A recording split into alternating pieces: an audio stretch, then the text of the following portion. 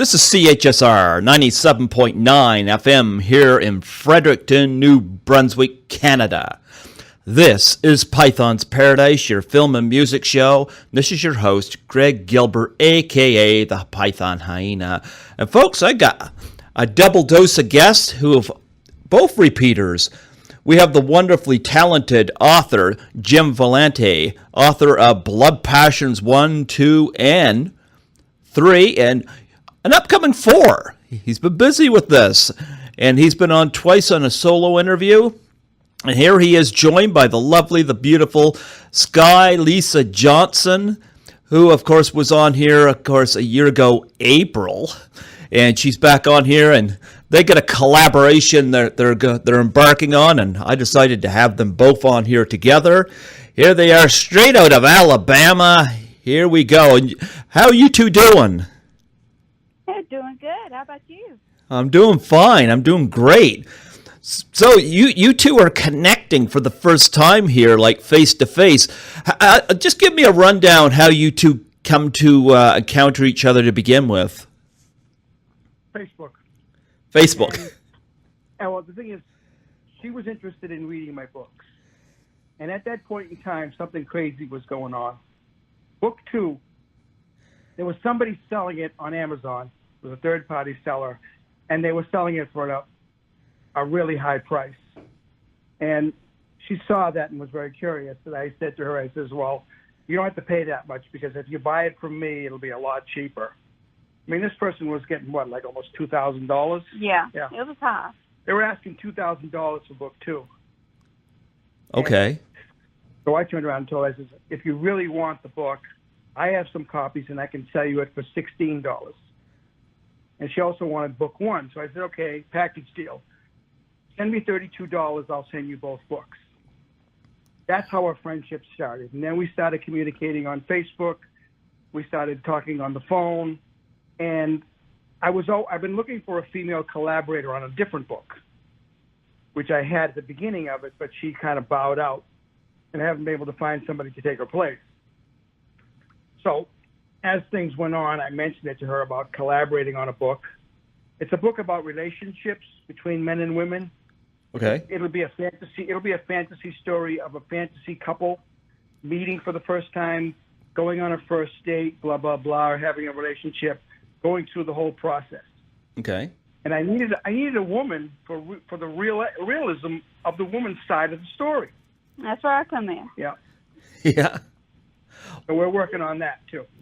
Well, I often said, and I know you've appreciated this, but I often said you're a thinking writer, and it takes a thinking writer to get in the head of another person's perspective, and in this case, the opposite sex. Not everybody can write from the perspective of the opposite sex, and I love the fact that you're not afraid to go to a female and say, look, is this accurate? Is this generally how women talk or what women would do?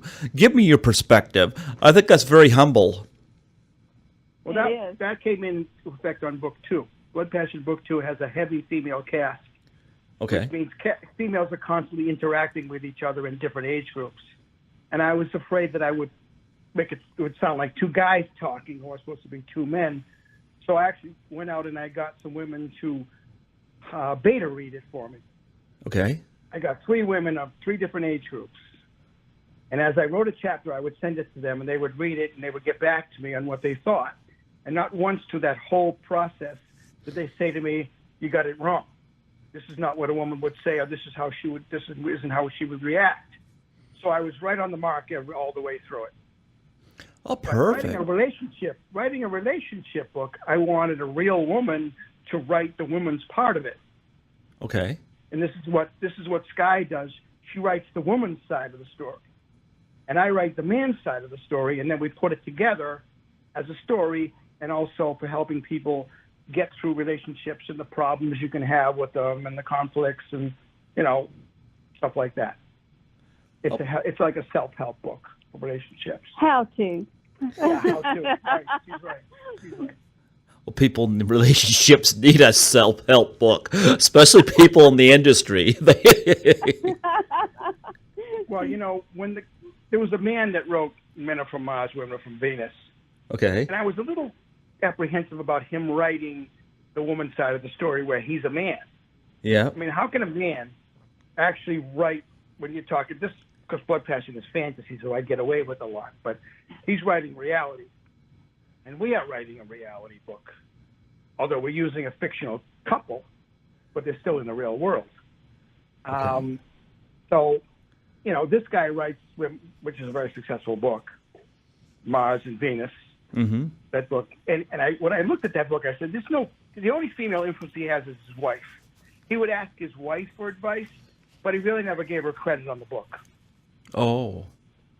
Yeah, so I said, how credible is this? I think it's more credible, and I think I talked to you about this before. If you're going to write a book about a relationship between a man and a woman, you need a woman's perspective. Definitely. You can't guess at it. You can't, you have to have a real woman's perspective and input to make it right. Give it credibility, right? Okay. Well, Skye. Don't forget, Skye's also an actress, an accomplishing actress. Yep. She's been doing a few things since you talked to her, by the way. Cool. That's great. I thought it was funny, Skye. I don't want to get off topic, but when I posted your interview on YouTube, there was this comment that was on there. It said, "This is something piece of shit I ever heard," and I thought it was somebody trolling me, and you told me it was your son that put it on there. Yeah. Yeah, he's here. he did that just because he's my son. Yeah, he's a wise guy. I thought that was funny. When I found out it was your son, I was like, okay, I get it. Yeah, he's a mess. Yeah. Yeah, but he's your mess. I'm surprised he didn't put more. Yeah, I'm surprised he didn't go back and put more. Oh, yeah? When you post this one, prepare yourself. There's no telling what he'll put. Oh, this won't be posted for a while, but... Yeah, there's always a but, ... Exactly. Yeah. No, I wanted to mention, you of course, read Blood Passions 1 and 2. Give me your thoughts on... read number 3. And she read what I've written of number 4, too. Oh, perfect. Well, give your thoughts on these books, Skye. Be honest now.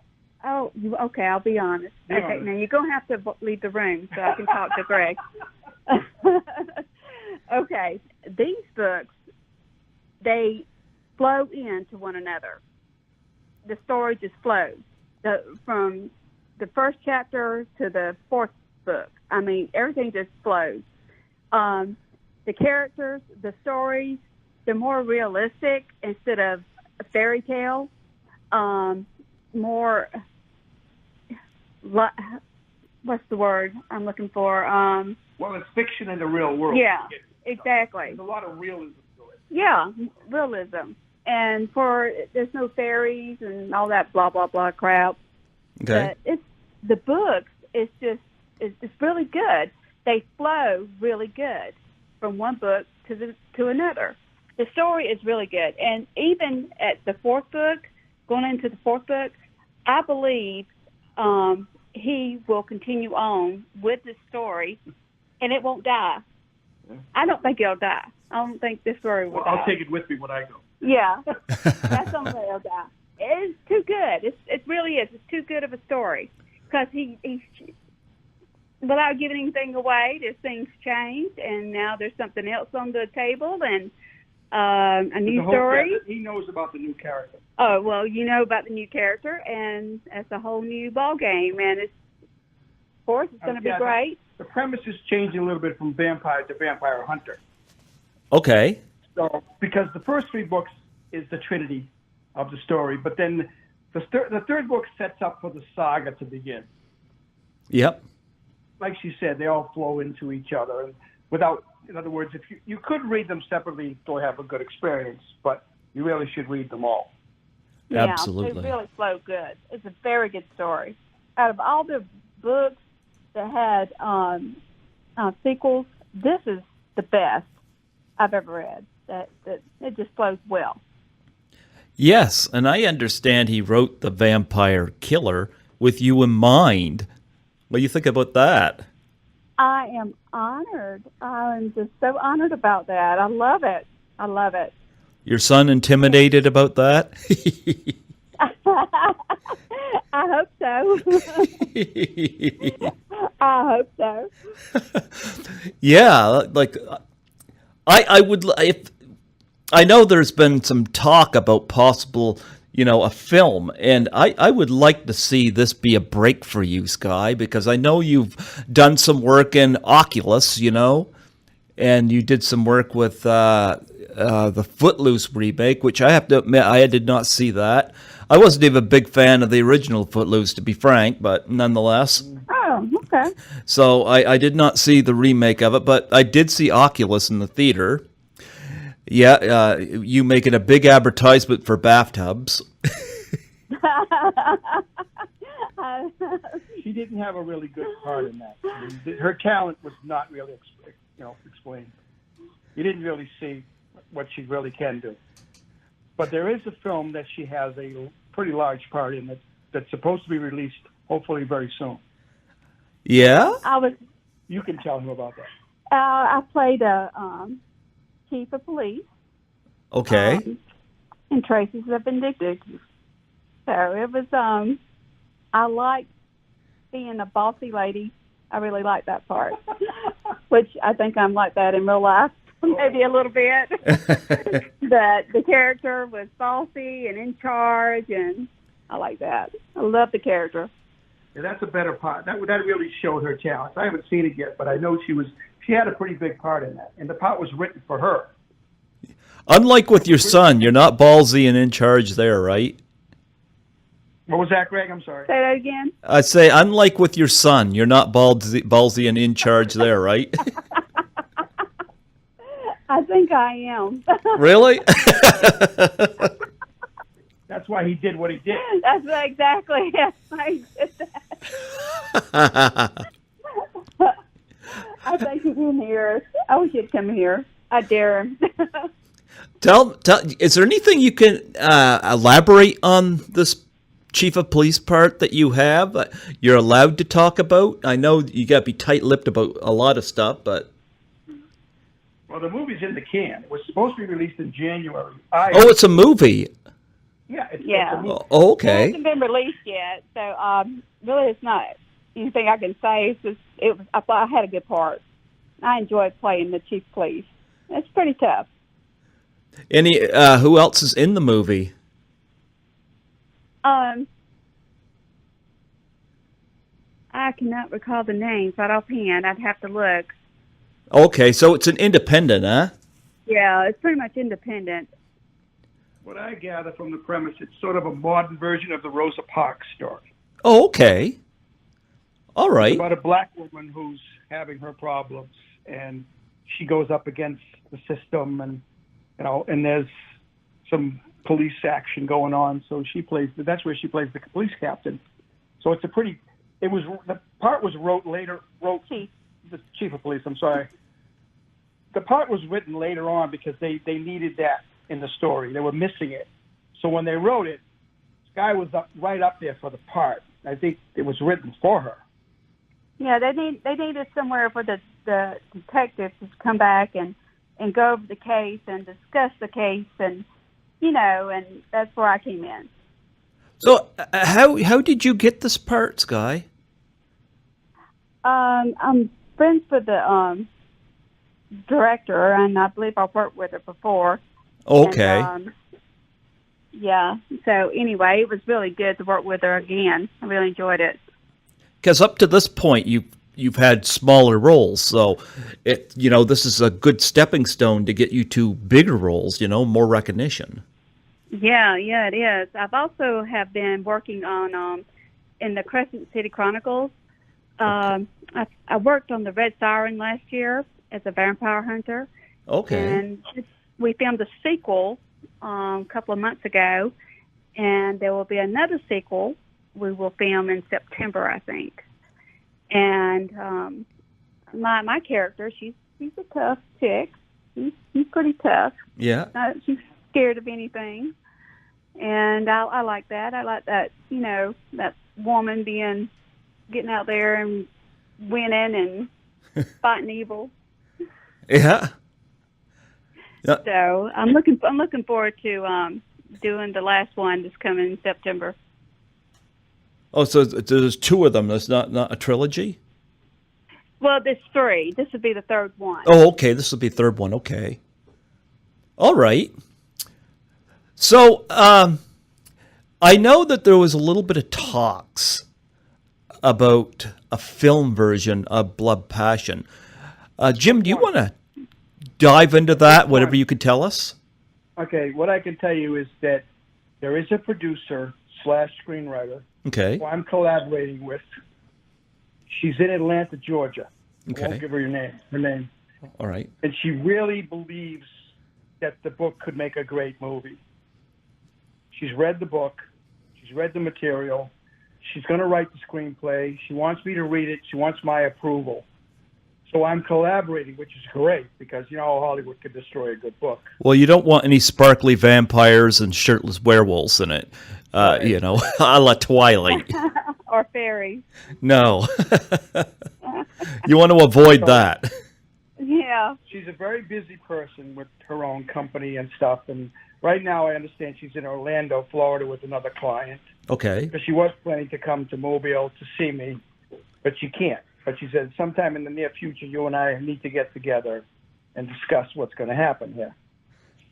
What her deal is that she wants to write the screenplay, do it really good, and then pitch it to the major studios in Hollywood. Okay. Because I think, and I can't say for certain, she believes this is her Twilight. Well, I hope it's better than Twilight. Well, she told me right out she hated Twilight. She doesn't like Anne Rice's writings. Okay. And they both been put into movies, of course. She feels that I'm a better writer than Anne Rice. Okay. And my story is better than Twilight. So she feels it's a real success situation for her, which would promote her to a higher field in producing. But she wants to pitch it to the major studios. Okay. She wants to get as big a budget as possible to do it. And Skye here, I put forward for the female lead, which she's also open to my casting suggestions. Oh, that's good. That's great. Yeah.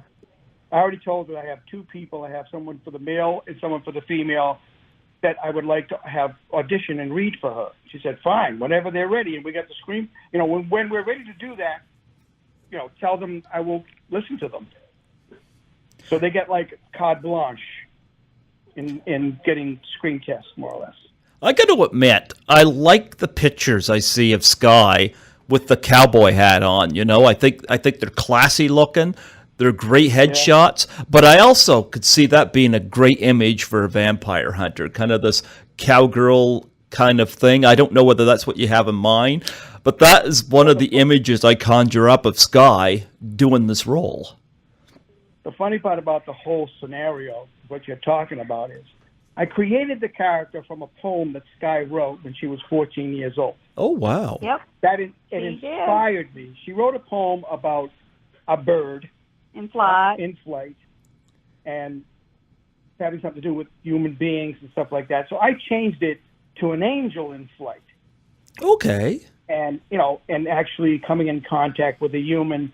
It's been done in stories and movies and stuff, and it's a great premise. And I decided that this angel would come to Earth to fight supernatural forces, one of them being vampires. All right. And my vision of it was her, and I needed a name. I wanted to use the first name Angel, but then I said, Skye, what's your family name? So I used Angel Simmons. Okay. And she actually gives the impression that she lives in Enterprise, Alabama. And this is before Skye moved here. Okay. So I said, you're going to move to Enterprise? That's where the character supposedly lives. Maybe I'll run into her. Yeah. So that's in the fourth book. That's a little ways out. But every protagonist needs a nemesis.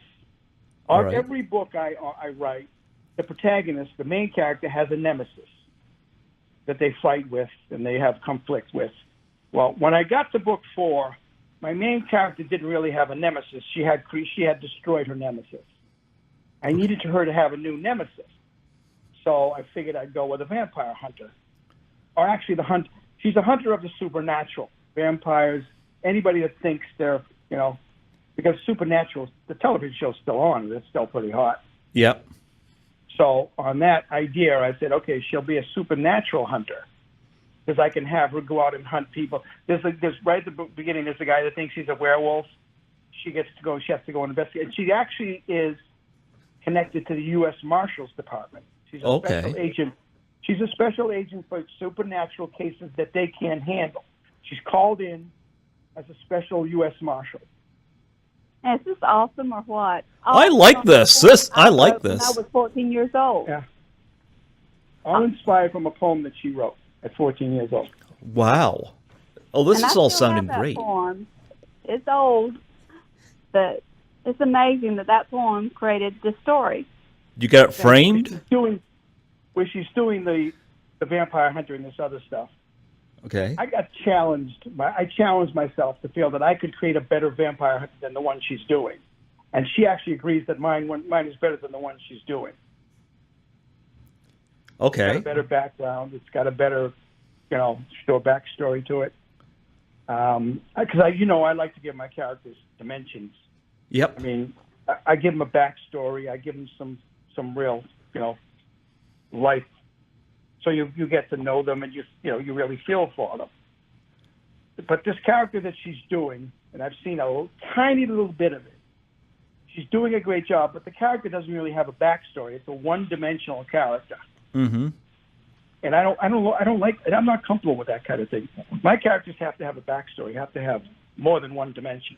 I like where you're going here, too, because there's so many movies coming out where there's no backstory, and it's almost like they're just rushing them out for a quick buck. Exactly. Yep. They are. Yep. That is so true. They are. Well, that's what the producer wants. That's what she really likes about my writing. She called me a brilliant writer. Yeah, I agree. Thank you very much, Greg. He's a very good writer. Excellent. A thinking writer. Yes, he is. This is I do research. I research things because, like we said before a little while ago, it's fiction in the real world. So I have to really give it a lot of realism and then go off on a tangent with a little fiction, but then bring it back to realism. What it's all about is, the first book is that a guy is totally innocent, nice guy, is thrown into this situation that he has to deal with, which happens to all of us once in a while. I think you recently you went through some troubles there with some people, so you got thrown into the situation, you had to deal with it. Yeah. And you dealt with it very well, I will say. That's all I'll say about that. Yeah. But every day in our lives, we're thrown into something, and we have to deal with it. You can't pass the buck like the politicians do. And this is what it's all. And Alfred Hitchcock did that in every movie he made. I love Hitchcock. He had this run-of-the-mill guy living his life, and all of a sudden he's thrown into this situation that he has to deal with and come out the other end unscathed. Mm-hmm. I used to love that. So my character, he's thrown into this situation where he has to deal with this big life-changing thing, and I wrote it the way how would I deal with it, Okay. So, and that's what she likes about it, that you can actually relate to the character. Yep. Falling into the situation, because he's more or less, think of it this way. He's a vampire, yes, and he needs blood. But think of it this way, too. He's like a drug addict, but blood is his drug. Yeah. And some of the things that drug addicts will do for drugs is, horrible. Yeah, definitely. I mean, drug addicts will kill people to get the money to buy their drugs. Yep. So, I don't want. Go ahead. I was going to say, I don't want to get off topic, but on the subject of Alfred Hitchcock, I was wondering if you two tell me what are some of your favorite Hitchcock films. Oh, Rear Window. Jimmy Stewart. Oh, Grace Kelly. it's Yeah. my favorite too. I love Grace Grace. Kelly. Yeah, me She's too. gorgeous. What about you, Sky? Yeah. Next one would be, for me, I loved it. That's my favorite. would be Vertigo. Oh, Vertigo, great film too. Yeah. Kim Novak and Jimmy Stewart in Vertigo. Oh my gosh, Fantastic. yes. Yeah. The next one down would be Psycho. Oh, I love Psycho. That was my first Yeah. midnight film. Yeah. But we're talking the original Psycho, not the remake. Oh, the not remake sucked. The original. Yeah, definitely. Yeah, the remake was Original in horrible. black and white, you know? Yep. The original was fantastic. Yeah, the original was the first midnight film I had ever seen. I had Hitchcock's granddaughter on here a year ago, May. Yeah. Yeah. No, not a year ago, May. 2 years ago, May. And she was wonderful. And we did a top 10, or top 5 each of her favorite films by her grandfather. And Psycho was the one film that landed on both of our lists. Also, The Birds is good, too. Yo, I like The Birds, yeah. Yeah. Oh, yeah, The It's Birds. kind of thing for beautiful blonde women. Oh, yeah. Well, Grace Kelly, to me, is like, she's just, for me, a perfect 10. That scene in Rear Window where Jimmy Stewart is laying in his chair there and the shadow comes up over him. And the opening scene. With Oh. the shadow of her. yeah, like, what guy doesn't want to wake up like that? I know. Oh, man, I get goosebumps when I see that. I think Grace Kelly, her in that and To Catch a Thief, you know, she's just, she's Yeah, gorgeous. Great in that, too. Yeah, yep, The absolutely. top part about, you talk about Rear Window, the Yeah. top part is, you know, he's got this woman in his life, and, you know, his leg is, like, totally immobile. He can't do much with that broken leg. And then at the end of the movie, he's got 2 broken legs. Yeah. So it's like, that's the comedy side of the whole thing, you know? Yeah, but I love the fact that Hitchcock puts you in a position where the audience is involved, because really we can only see what James Stewart sees through the binoculars. And we can't, like, I love the scene, for instance, where Grace Kelly gets herself in a predicament where she's in jeopardy. And like James Stewart, well, we can't do anything either, you know? And I love how Hitchcock brings us into that. And then when James Stewart feels that he's in trouble, it's like, uh-oh. Like when you see the villain look across the way into the camera, he's not just staring at James Stewart. He's staring at us, the viewer. We're caught. We're in trouble, you know? I love that about Alfred Hitchcock. He's brilliant. And you got to realize something. Alfred Hitchcock did these movies from short stories. Yep. He had to take a short story and blow it open. Yep. Well, he did a lot of the writing. He would take, it's almost like he took a premise and then wrote the story of it. That's what his genius was. He would take this little 2-page story and make a full-blown movie out of it.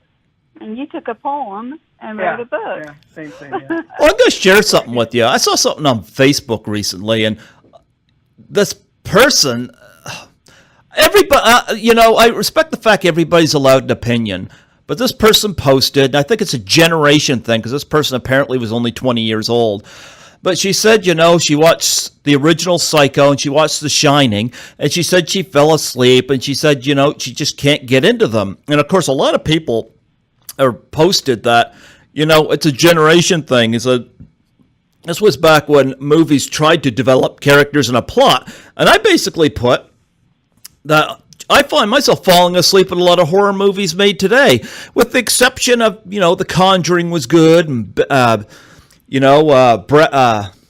Don't Breathe, that was decent, you know. There's a few out there that really tried, but I find a lot of horror films today in the millennium, it's just, a lot of it's junk, you know? It is. Yeah. It's basically women in their underwear being chased with someone with a knife. Yeah. Repeatedly. Yeah. Well, that started well enough. Like, I'm a big fan of the original Halloween, but look how Halloween was done compared to what they're doing today. Jamie Lee Curtis at least was a thinking heroine, you know? You don't find that in a lot of the slasher films you're seeing today. No, definitely not. No. But, I find today's generation, this is why I hope that you get a producer and director that can give Blood Passion the respect it needs. Because the last thing anybody needs is something that's thrown out there, that's formula, as just throwing a bunch of CGI at people. You want something that's done well, but you want something that's done respectable. Because what these people are finding out right now is that a lot of these CGI movies, they're not exactly the big hoedown, big hits that they're getting. You know, like a lot of them, they'll come out and then they disappear, and then they don't resurface. And I always go back to 1998 when I talk about this. You know, one of the biggest films of the year was Armageddon. Not many people are talking about Armageddon today, and for good reason. It was junk. But yet, one film they are talking about that wasn't a huge hit that year, but it was successful, was The Big Lebowski. And why The Big Lebowski was memorable and why it's celebrated today? Because Jeff Bridges not only turned in an original performance as the dude, the whole movie was well written, well constructed. People aren't talking about Armageddon, but people are talking about The Big Lebowski. And you want your movie to be on the side of The Big Lebowski, something that people can quote interesting lines from, people that can embellish on the themes, and a movie where, you know, the special effects are unique, but they entice the story as opposed to take it over, you know? Yeah. Well, on that note, Greg, there was a film made about 2 years ago. They spent $180 million on this film. It was called Valerian. Okay. Based on a European comic book. They spent $180 million to make this film, and it flopped. It holds the record in flopping. I actually didn't go see it. I had no desire to see it. I saw it on cable, and I'm like, the special effects were awesome. The story was nothing. And they didn't make any profit. They spent $180 million and made no money on it. Mm-hmm. So, you know, I got to think to myself, $180 million for a flop? Yep. I mean, that's sickening. That's a waste of money, time, and stuff. Did it do worse than Cutthroat Island? Because I understand Cutthroat Island went down as one of the biggest flops in history. It did worse than that. Wow! It didn't make a dollar over its cost. Oh wow! I remember in 1995 there's a big news coverage on the movie Waterworld, and when I went and I saw it, because that was bad. Yeah, it was bad. And I remember, you know, they were talking about having at that time the biggest budget of a film, and there was all this news coverage, and I went and saw it, and I was like, really? And I walked out of there, I was like, what a piece of shit, you know? I could flush stuff down my toilet and film it and have something more entertaining than what they brought. Oh, it was a horrible film. I was like, all this... What's her name? Triplehorn made a big mistake being in that. Yep. Well, she made a big mistake being in Till There Was You as well. She was great in The Firm, but then she just kind of like, you know, disappeared. Yep. And she was also in what was the film with Michael Douglas and Sharon Stone? Basic Instinct? Basic Instinct. Yeah, she was in the first one. I wasn't a huge Basic Instinct fan either. I didn't like the ending of it. I got to admit, in 1992, I preferred Single White Female over Basic Instinct. And yet, Greg, they did a sequel. And it was bad. Yeah, yes, it was.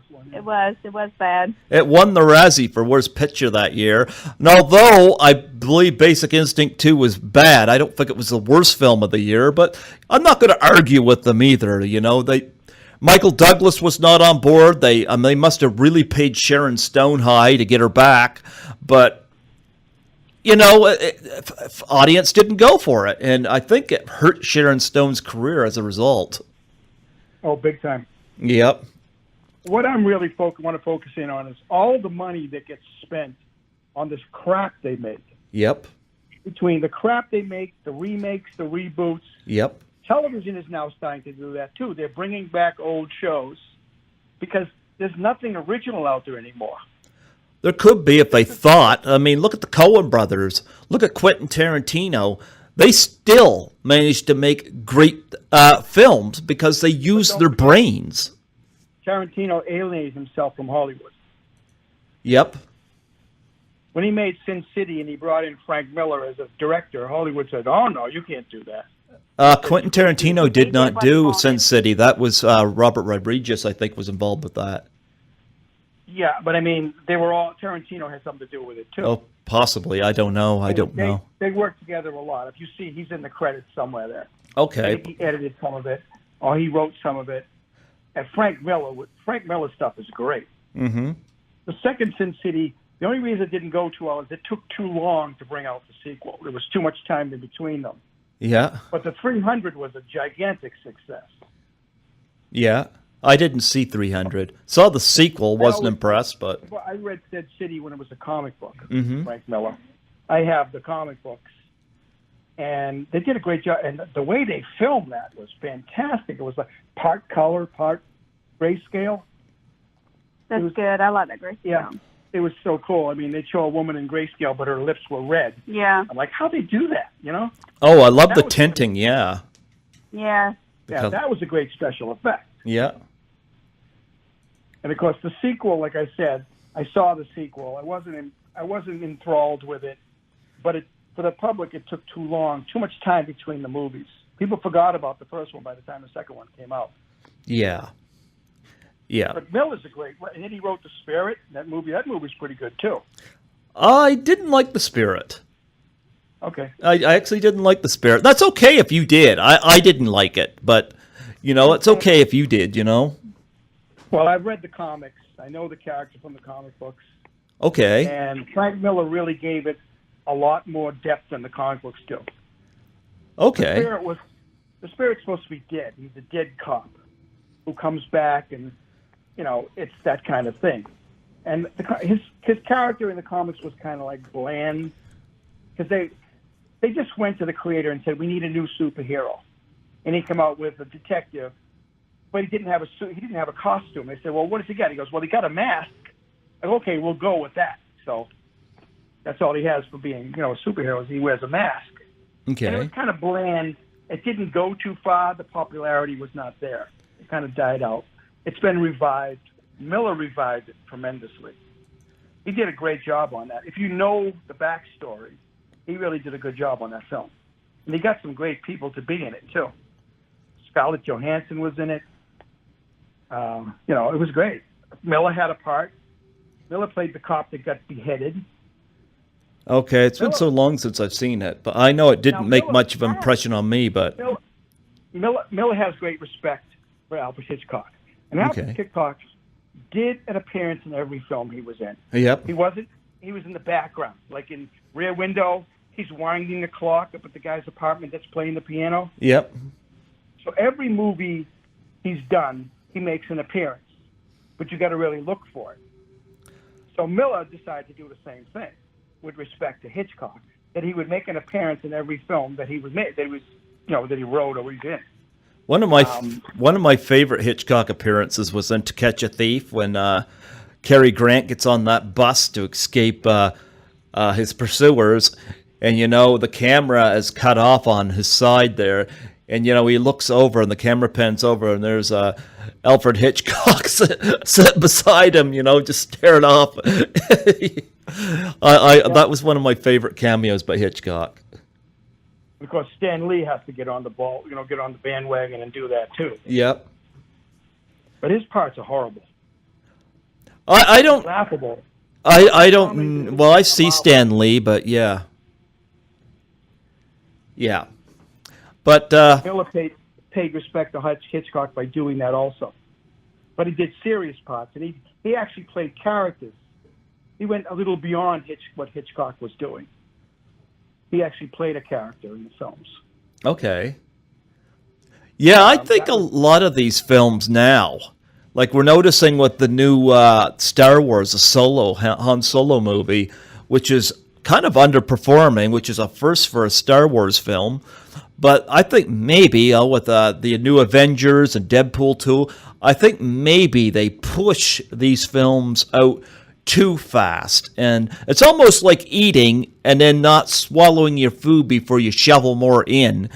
And, you can't digest it properly, Because I remember, back in the day, back in 1975, when Jaws became a major blockbuster and kind of inspired a lot of what you see today, Jaws was playing all summer, and I find they're lacking that today, and that might be a millennial thing. I don't know.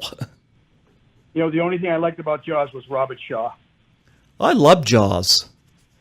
I did too. I love it. I wasn't crazy. I love Jaws. I'm not crazy about the. To me, that's horrible horror. I like psychiatric horror. In other words, I'm going to throw you into a situation. You got to figure out a way out of it. That's horrible. I throw you into a horrible situation. You got to figure a way out, like a mouse in a maze. A horrible puzzle. I don't know. I think they were thrown into a horrible situation in Jaws. There was number one. Yeah. They were dealing with a situation like sharks are widely feared, and a lot of times misunderstood. But they had to go deal with somebody's actual fear. And when you touch upon somebody's fear, and I've heard people say this before. I think it was Victor Miller I had on. He's a screenwriter to Friday the 13th, and he was talking to me on his process for writing that. A lot of places in that screenplay he wrote about his fears, like when you see Kevin Bacon get killed with the arrow up through him in Friday the 13th. He said it was one of his fears about dealing with something under your bed, and he kind of played off of those fears when he wrote that. Well, Jaws, I think, deals with something too like that. A lot of people fear sharks, and I wouldn't want to be in the water with a shark either. Now, but I think that Jaws 2 and 3 and The Revenge, I think they really killed it. But I think Spielberg did a great job with Jaws. I think Robert Shaw was great, but I also liked Roy Scheider and Richard Dreyfuss. I thought they brought something. That scene with Richard Dreyfuss in the shark cage was fantastic, It was. That was good. Yeah, it so was. I thought Jaws really worked for me, But they don't always do it. And you know what? It's just like with the Spirit, I respect your opinion. Right. You got to realize about Jaws, though, something about Jaws. When I first saw it, I said, this is just a reevaluating of Moby Dick. Man against fish. I'm like, it's Moby Dick. I said, it's the same thing. Yeah, but Moby Dick kind of came from the story of Jonah, too. Yeah. That's right. But you take an animal who lives to survive. They do things to survive. They have no guilt complexes. They need to do these things to keep alive. Mm-hmm. How can you blame them for that? Can you make them the villain? I'm like, there's something wrong here. I don't even like Moby Dick. To make this whale a villain, that's ridiculous. I see your point. Yep. Yeah, I mean, animals shouldn't be turned into villains. We've been doing that with horror all the time. You turn a man into a werewolf, and this wolf becomes a villain. These poor wolves aren't like that. They do kill, but they kill to survive. They don't kill for pleasure like human beings do. Yeah. Good point. Good point. Animals don't go to Vegas and start shooting people out a window. Yeah. They may go find something in the forest and kill it and eat it, but that's their way of life. If they don't do that, they're going to die. So you turn a shark or a whale or whatever into a villain. To me, it just doesn't fit. I'm not happy with that at all. Okay, I see your point. Yep. Yeah. Yeah. I mean, that's a good point. The performances and the acting, and it was great. I mean, I love Robert Shaw and everything he's ever done. Unfortunately, he died young. Yeah. But I loved him in Force 10 from Navarone, Deep. What's the movie he did with where he's down in Bermuda about the water? I don't recall. The Deep. Okay. He's great in that, and then he's great in Crimson in the pirate story he did. I liked him as anything he did. I liked to watch. He was great in The Sting as well. He's sort of like the poor man's Sean Connery to me. Okay. And I love watching Sean Connery perform. Robert Shaw was always entertaining to me. So whatever Okay. he did, I'd like to see. Yeah, That's the he only was. reason I saw Jaws is because he was in it. You know, I followed him around, Okay. and he did a great job. Unfortunately, he gets killed. He gets killed by the shark. I'm like, oh man, there's my hero getting killed. And then, of course, they did the movie Orca with what's his name, another British actor, which was a horrible movie. He goes after they portrayed a killer whale as being a villain. Killer whales are not villains. Yeah, they kill seals. They eat seals. That's what they eat. That's their food. Actually, killer whales will kill They sharks. don't kill people. They don't kill people. They kill seals. Yeah. So they take this killer whale, they make him a villain, and they make a movie. I'm like, this is ridiculous. I saw half of that. I said, this is ridiculous. Yeah. It's a total. And these animals can't step up and say, hey, why are you doing this to us? Why are you making us out to be villains when all we're doing is what we do to survive? A killer whale does not kill human beings. They don't go after human beings. It's like Saturday Night Live had land sharks. That was a riot. Okay. Remember that on Saturday Night Live? Yep. Years ago. Yep. Land shark. Yeah, that was a comedy version of a shark being a villain. And they were on land. It was really funny. Every once in a while, the land shark would attack, and then make you laugh. I believe there was a movie with a land shark. Yeah, they've done. Yeah, it. it was dumb. But Orca, Jaws to me was just a redoing, a retelling, a modernization of Moby Dick. And the funny part about the whole thing, Greg, is the original Moby Dick book has nothing to do with the movies they've done about it. Okay. First of all, in the book, the ship is the Essex, not the Pequod. There is no Captain Ahab in the book. They recently did the book with the actor that plays Thor in the Avengers. Yeah, I didn't see that. Yeah. It's a gruesome story, hard to tell, hard to watch. It's about survivors. Yes, the whale does ram the ship, and they sink. And the survivors are out in the middle of nowhere in a lifeboat, and they end up doing what they have to do to survive. That's the original book. Where they got Ahab, the Pequod, and all that stuff from, that's all Hollywood. Hollywood did that. They brought in a bunch of writers and said, rewrite this to be entertaining. Because I read the book recently. Moby Dick, the book is super boring. I couldn't even get through it. Okay. It goes on and on about the anatomy of a whale, the different whales, the different oils that they got from the whales. The best oil was the spermaceti whale, which was what Moby Dick was. And he goes on and on about how the oil was used and how they profited from it, they processed it, and I'm like, oh my God. Because the title to the book is Moby Dick.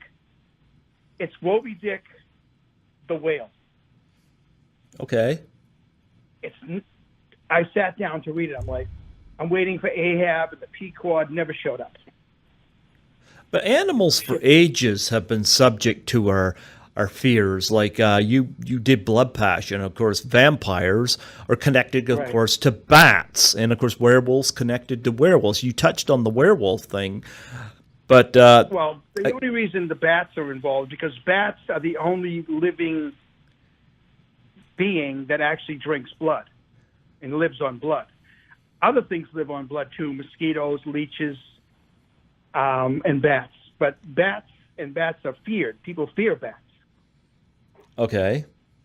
Yeah. And that's why Batman's such a success. And that's why Bob Kane made him into the Batman, because bats are feared by people.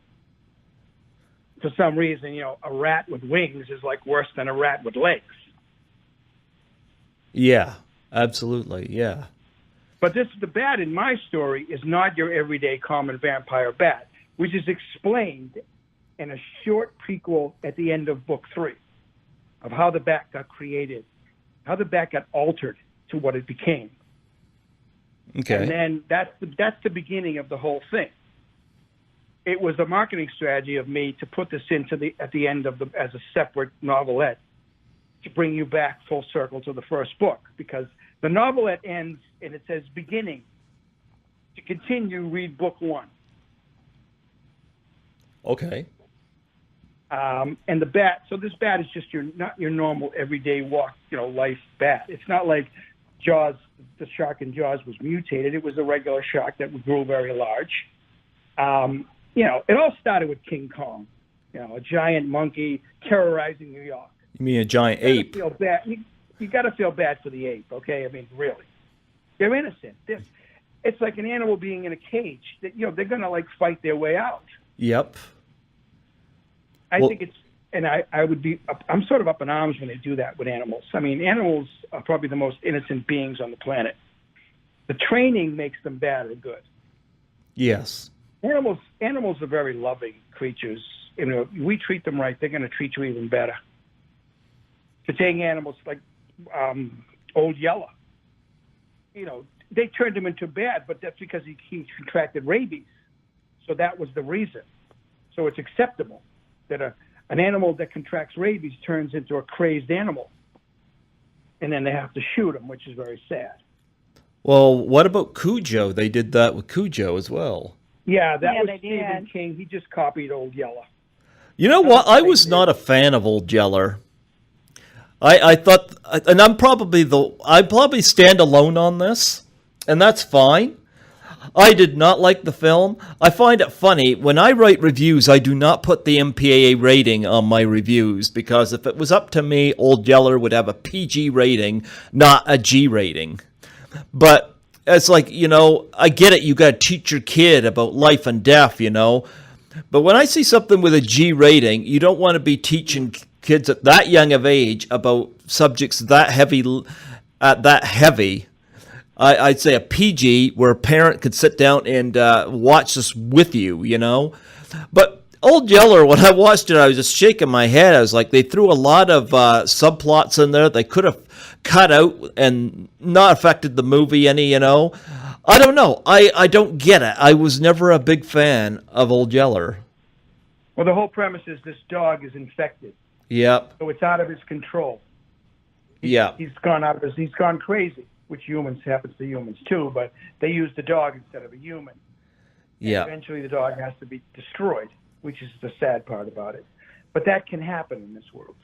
Yeah. I mean, what I do can't really happen. There's never been and never will be a human vampire. As much as people think they are, you'll never have a real one. Well, except for politicians. You can have a good one. You can have a rabid animal. That can happen, really happen. The first time, when people get bit by an animal, the first they check for is rabies. Mm-hmm. Because that's reality. Yeah. It's not fake. So to use animals, to me, it's not. I really wouldn't want to do it unless they get infected by something, like Old Yeller did. That was the only acceptable thing about the story, was he was infected and he went crazy. So it wasn't his fault. It was the fault of the animal that infected him. That's true, but I still would. I would have given the movie a PG rating, not a G. Right. Yeah, I think we can all agree on that. I think it had a lot to do with that they had to shoot him at the end. Yeah. Yeah. That's violence. When you have violence, you can't go with GP. Yeah. Unless it's animated violence, which kids realize is not for real. Although some kids have gone around and hit a kid with a hammer thinking they can do it because they saw it in the cartoon, I find that funny. People protest violence in movies. And I actually saw a movie recently. It was called Better Watch Out with Olivia DeJonge, where somebody is killed using the paint can prop thing from Home Alone. And it's funny, I don't hear anybody complaining about that inspired violence, but they'll complain about natural-born killers or something of that nature, but never about what Home Alone would inspire. Well, that was done in a comedy vein. Yeah, but still. And it was about a kid defending his house, so it was more acceptable.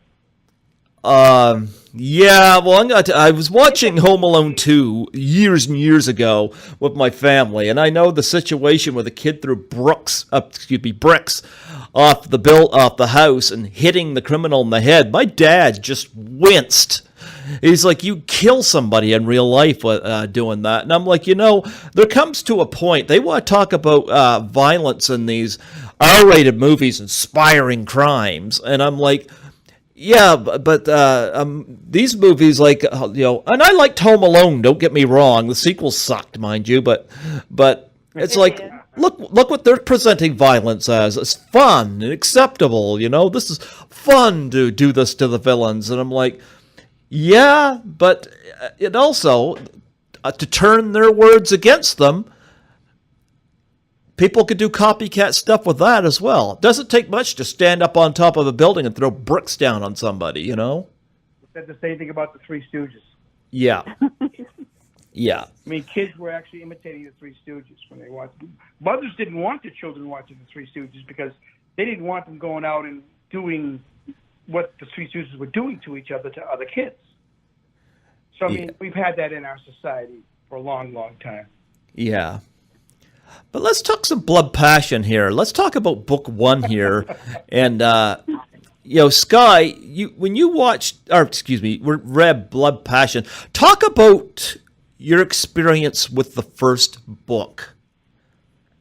Oh, definitely couldn't put it down.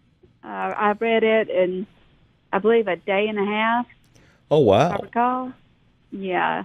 It's a very good story. As soon as you start reading it, you're involved in the story. It's more realistic. It's not dumb or stupid.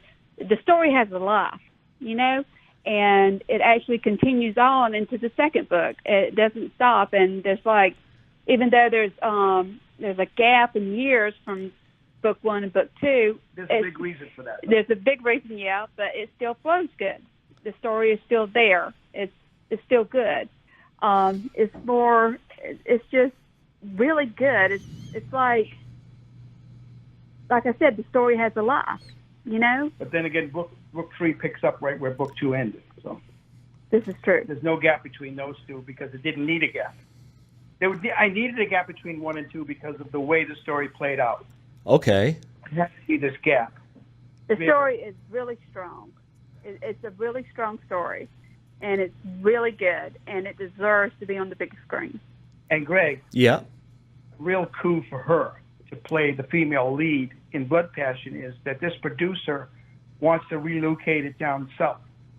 Oh, wow. Either Alabama, now, I'm in Mobile, Alabama this week. Mm-hmm. She asked me to scout the town for locations. Oh, fantastic. She's looking to do all the interior shots in Atlanta sound stages. Mm-hmm. So it's going to be really relocated to the southern part of the country.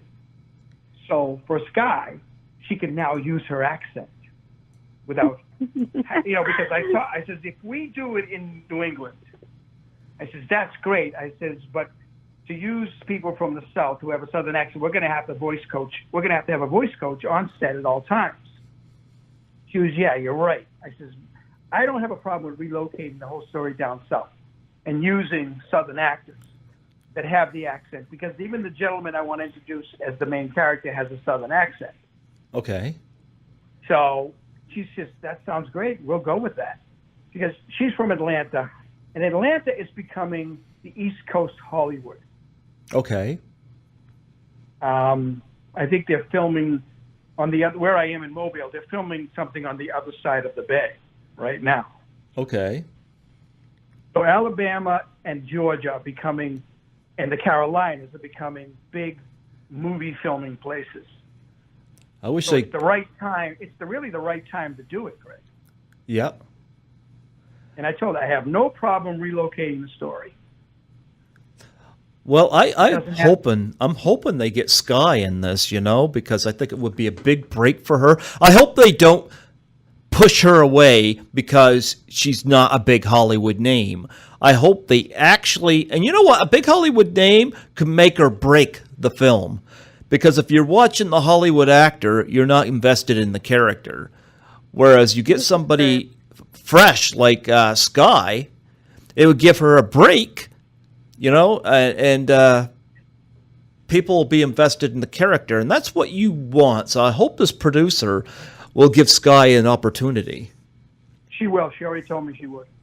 Perfect. Well, you think about that, Skye. You up for this task? Oh, I am up for it. I'm very excited about it. The gentleman I put forward for the main character, she's willing to give him a reading and an audition.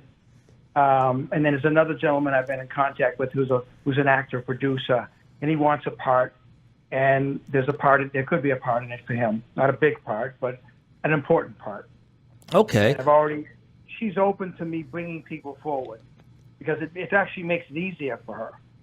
Okay. Yeah, I'm really looking forward to this. How will you feel though, Skye, if you don't get the part?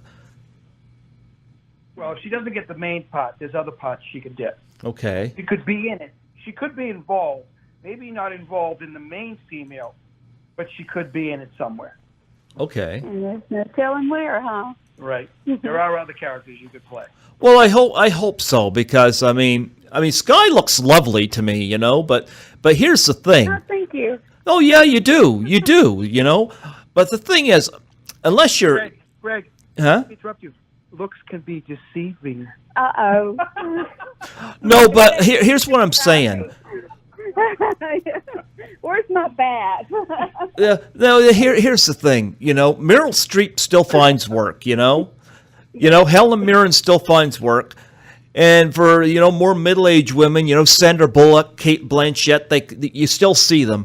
But I find Hollywood in particular, they're hard on older women.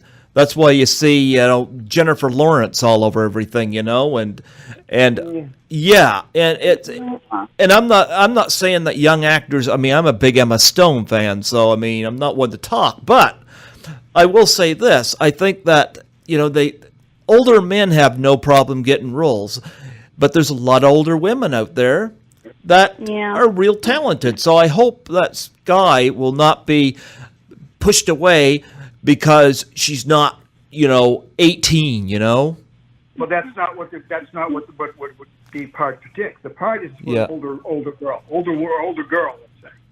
Yeah. Oh, you're making me feel really good. It's not for a teenager. It's not for somebody in their 20s. It's somebody at least in their 30s. Okay? Actually, I'm just going to say this to everybody listening. Skye looks lovely, but we know how Hollywood is. You, Greg. Yes, absolutely. We know how Hollywood is. Well, most of Skye's loveliness is that she has that wonderful Southern charm. Yep. Oh, thank you. That's a lot of her loveliness. Okay. Thanks, Jim. I appreciate that. It goes deeper than her skin. Okay. Absolutely. Make up for what I said earlier. I knew it. Well, being a writer, I Two-face. Right here in front of me, too. I know. Yeah. Put the bat down. I'm not. So, how much can you tell me about book 4? And I'm talking mainly to you, Skye, on this. Oh. What you want. Yeah, I can tell them what I want? You can tell them whatever you want. Okay. Well, Angel Simmons, the character. Okay. Tell about the part where they actually have dinner together, not knowing who exactly they are yet. Yeah, I remember you had mentioned that. Yeah. I think I mentioned it, right? Yeah. She's reading it now, and I have another person reading it as my beta readers, and they both love the fact that these two people who are going to be future enemies are sitting at a table like old friends having dinner together. I love the premise. It happened in the movie Heat with Pacino, and two enemies sitting together like old friends, having dinner or lunch, talking like they love each other, but later on they become bitter enemies. And I wanted to put that in the story. So this vampire hunter and this vampire are sitting at the same table having dinner. There's your answer. And it's like, and Skye knows what's coming. My other beta reader knows more or less what's coming. And they just love the fact that these two future enemies are acting like friends. And then when they meet, for the next time they meet, they are enemies. And they both realize that they had dinner together time ago. Like, wow, I had dinner with you. Now I want to kill you. And the reason the character of Angel Simmons she has to be a seasoned supernatural hunter. She can't be a young veteran. She has to be an older, I'll say this, mature woman. She has to know what she's doing, and she needs experience. Mm-hmm. So you can't use some young chick to play this part. No. Can't use someone in their teens or 20s. It has to be represented by someone who looks like they would know what they're doing because they're experienced. So they have to look mature. That means no Jennifer Lawrence. No, too young. Yep. Now the vampire, now she can be younger because it doesn't take much to be a vampire except, you got to kill people and suck their blood and that's it. But still, hunter, no Jennifer Lawrence. yeah, no Jennifer Lawrence. There is one actress that I was thinking of the other day because I rewatched John Carter. Lynn Collins. Who hasn't Lynn Collins, okay. She hasn't had, her big part was John Carter. That was the first major female part she played. Everything else has been like little spot parts in movies. She would be great for book 2 as the female vampire, adult female vampire. Okay. She has the look, and Skye and her look something alike because these two women, okay, Skye's character of Mina and the vampire woman, they're old friends, old childhood friends, and they look very similar to each other. And, Lynn Collins and Skye look very similar. Okay. And that's what that's what we'd be going for. Someone, they have to look like they're possibly sisters. Okay. And you talked about older women. Book 2 has at least 3 women that are in their older years as characters. Okay. So it would employ, and one of the women is she's like in her 70s. What, Skye? It would. No. She'll get there, Greg, but not yet. I'm not there with her, so you're the only one in striking distance of the bat. She's not in jeopardy. It's not to say something. What I'm getting at is the cast of book 2 has some older women in it. And Okay. the oldest woman in it is like in her 70s. She runs a bed and breakfast. Okay. So we would need a much older actor to play her part. What I pictured as this character in this picture? I pictured Olympia Dukakis. Okay. From Steel Magnolias. Yeah. Mm-hmm. And when I wrote the character in, I pictured her as the character. Okay. There's a part for someone like her right there. Okay. Then you have a woman that's in her early 60s. I really haven't pictured anybody for that part. A lot of women can pull that off no matter how old they are. Hollywood magic. They can make you look 100 years old if they want to. But I did picture Olympia Dukakis as this owner and operator of the bed and breakfast that's in the story. Okay. And then you have another woman that's in her early 60s, and then Mina and Marlena are in their late 30s. And then there's a teenager. Starts out at 19 years old. By the time the story ends, starts out at, was it book 3, right? Yeah, she starts out at 20 years old. By the time the book ends, she's like 26. So there's your Jennifer Lawrence, okay? No thanks. I used to like Jennifer Lawrence, but some of her attitude recently is just horrible.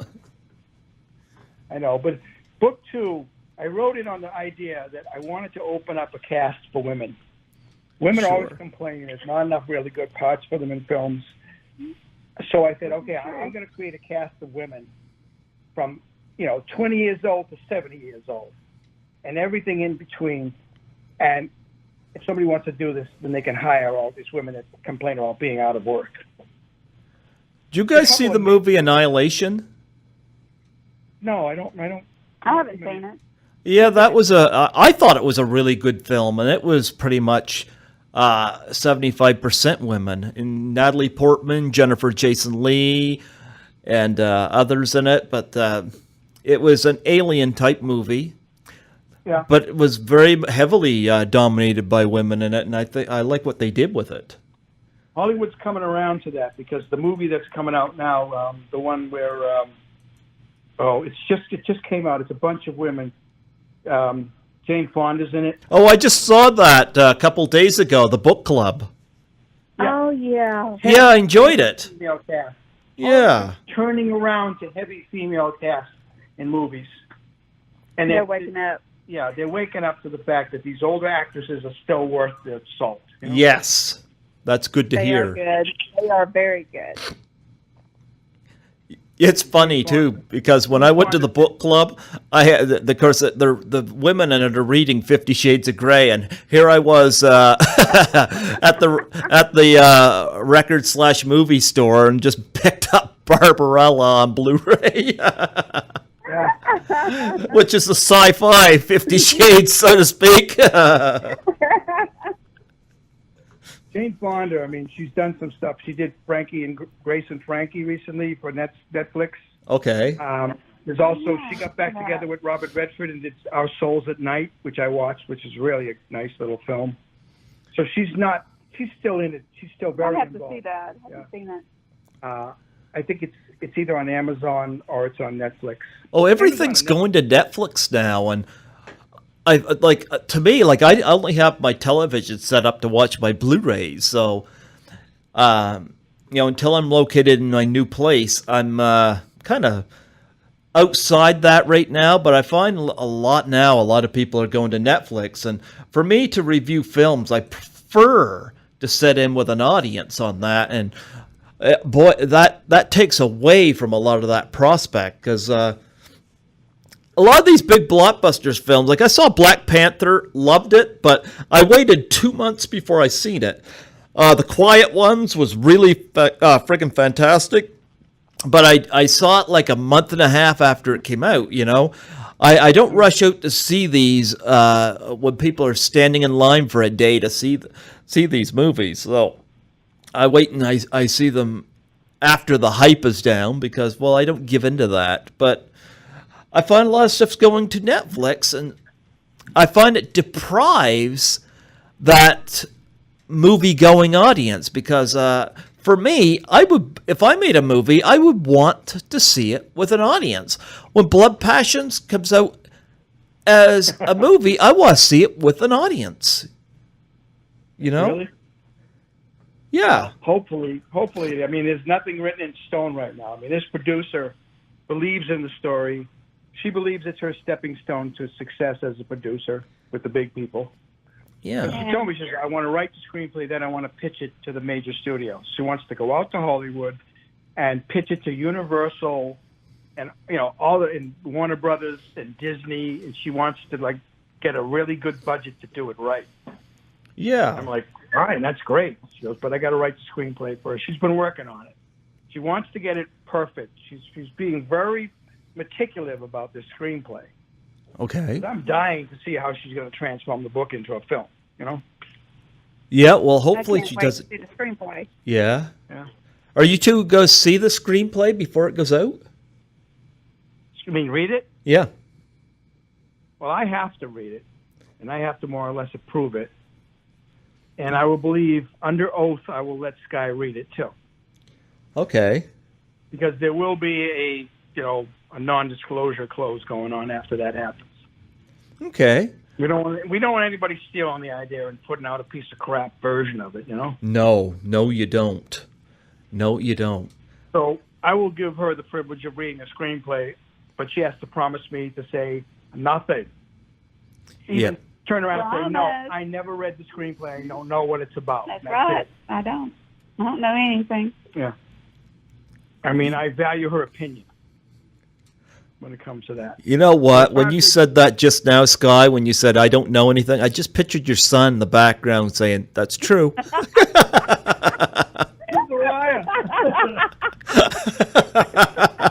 He probably is. He's somewhere around here. I know he's doing something. He's probably posting something on Facebook right now as we speak.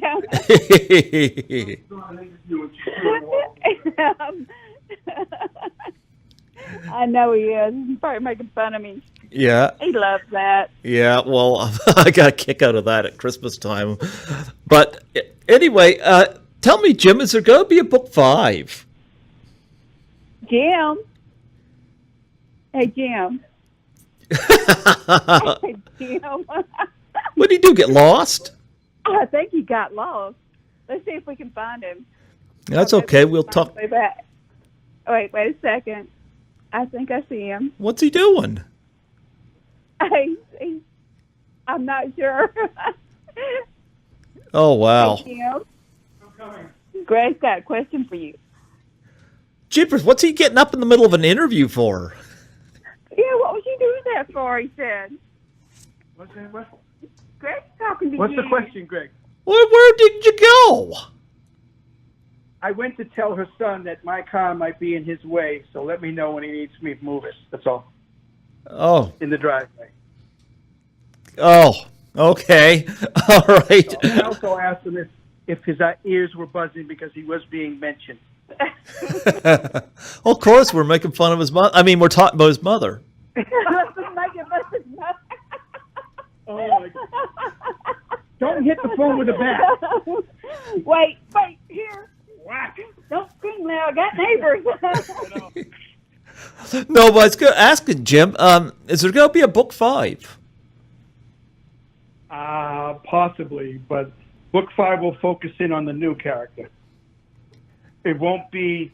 It'll change the whole premise from vampire to vampire hunter. She will become the star of the book. Okay. Whether she destroys the vampire that's in the book in book 4, I haven't decided yet. I know there's going to be. I want to have a chase scene in the major city on motorcycles for the climax. Okay. And then they have their final. Well, what would be possibly their final confrontation, and she may destroy the vampire or think she does. You going to put Skye on a motorcycle? No, they actually get off the motorcycles and confront each other. But if you're going to do a chase scene, first of all, being a thinking writer, you can't have a car chase in like a city like New York. It's impossible. No. All these movies that did that, they buy the city, they clear it out, they do a car chase. I've driven through New York City. There's no way you could have a car chase in that city. No. But you could have a motorcycle chase. Sure. Because they could drive up on the sidewalks and go between the cars. So if there's going to be a chase, it has to be on motorcycles. Okay. So where I've already given Angel Simmons a beautiful Harley Davidson, I will eventually beautiful. I will definitely give my vampire a Honda Shadow in red. Are we going to give Skye motorcycle lessons? Well, she may need them. If not, we'll just have a double do it or a stunt person. Yeah, but they'd make great Really outtakes. take motorcycle lessons. Well, don't forget, when she's on the motorcycle, she's wearing a full face helmet, so you really can't see her face when she's on the motorcycle. You know, she'll have a helmet on with the full face that's shaded. So we could always get a stunt person to do all the driving, and then when they stop, then she comes in. I mean, that's the magic of film, you know. They'd make for great outtakes.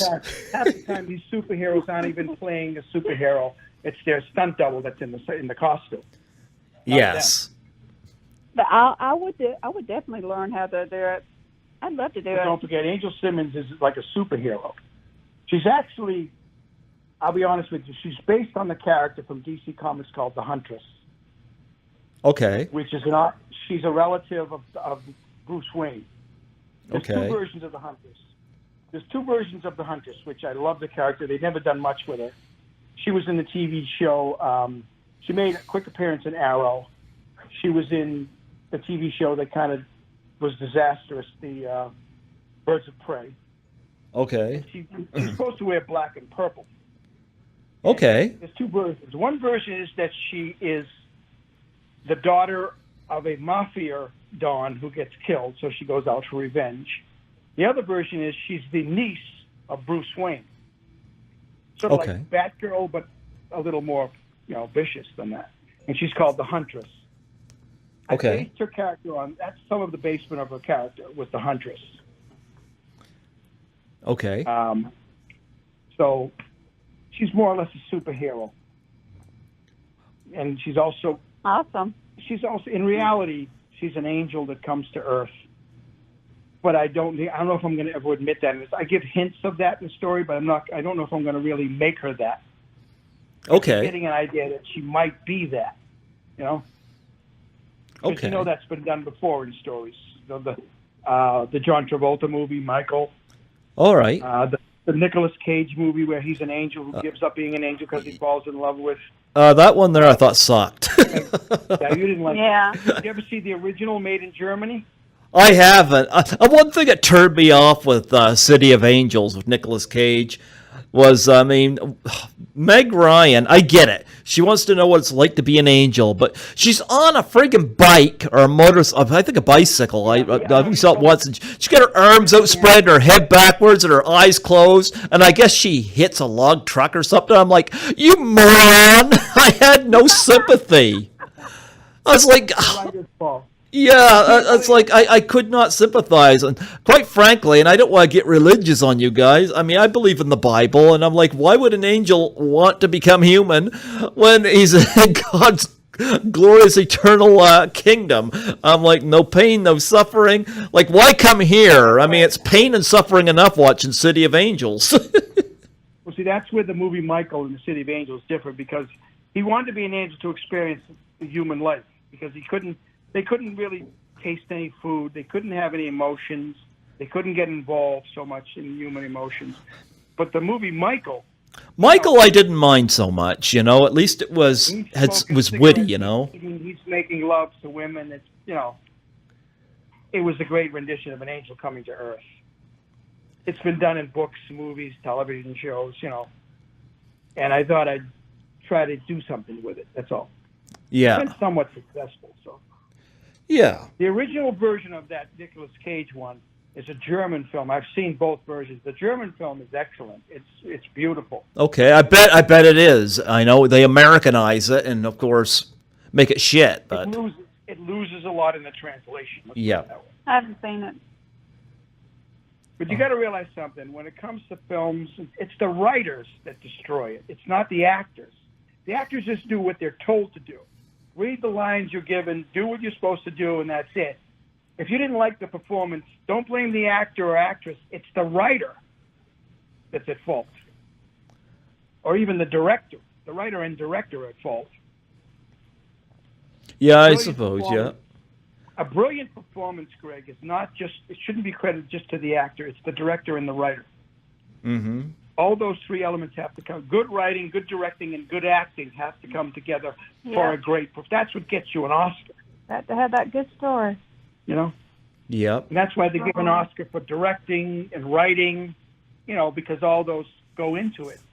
So it's kind of a rarity to see that a movie gets the Oscar for direction or writing, but then the actor doesn't get the Oscar. It's kind of weird. Yeah, that's true. Elements, I think. The three elements have to come together to get an award. Yep. Like you said before, you just said recently, the right director would be great too, because you got to have a good director that understands the story. Yes. And is willing to work with me to me as an advisor for that. That means no Michael Bay. No. No. I wouldn't mind an up-and-coming director who's done a good job on what he's done so far, and he's ready for a blockbuster. But he's also open to the fact that he wants to talk to me about how it should really come off. You know what I mean? Yeah. I mean, I've already told this gentleman who I want to put forward for the main character, I've already told him, I said, you know, I want you to use me. If you don't know what you're supposed to be feeling during the scene, you need to turn to me and say, Jim, you wrote this. How is he supposed to be feeling at this point? What is he supposed to be thinking? And then I can tell him. Very good. And then he plays off from that. I mean, that would start a great performance. Yes, right it there. would. Yeah. Yes, it would. Nobody knows the story better than the person that created it. Exactly. So the director, thinking that he knows the story because he read it, he's only got 75% of the story in his head. The writer's the only one that knows how it should go. And how even though I give you Michael's thoughts, because he does talk to his evil nemesis in his head. Mm-hmm. And I love movies that give you the actor's thoughts, because then you get more of a depth to it. And maybe that's what gives Michael so much depth, is because you're getting his thoughts. Okay. You hear him talk, but you also hear his thoughts. Yes. I love movies. I love movies like when they did Blade Runner, where you hear his thoughts. I love that version. I like the director's cut of Blade Runner better.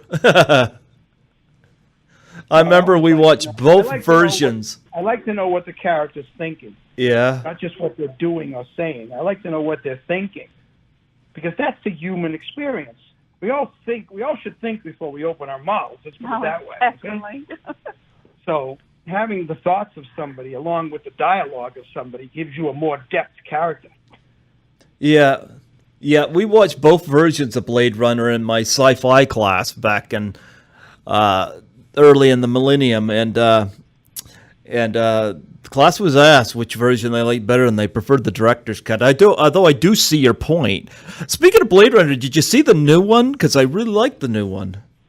I was just going to ask you if you saw it yet. I haven't seen it. I haven't seen it. I heard some people didn't like it. I really enjoyed it.